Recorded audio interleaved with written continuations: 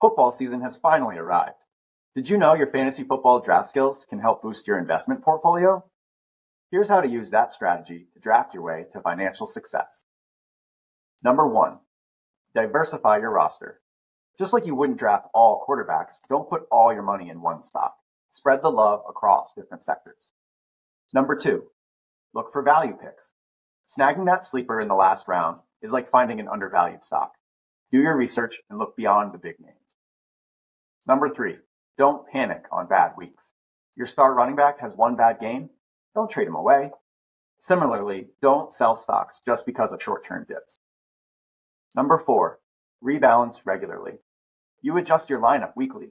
Treat your portfolio the same way. Rebalance to maintain your ideal asset allocation. Number 5, play the long game.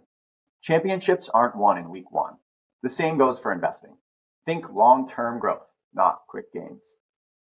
Lastly, just like you consult expert rankings for your fantasy draft, it's smart to seek professional guidance for your financial future. At WHZ, we're here to be your financial coaches. Whether you're just starting out or looking to optimize your portfolio, our team can help you create a personalized playbook for success.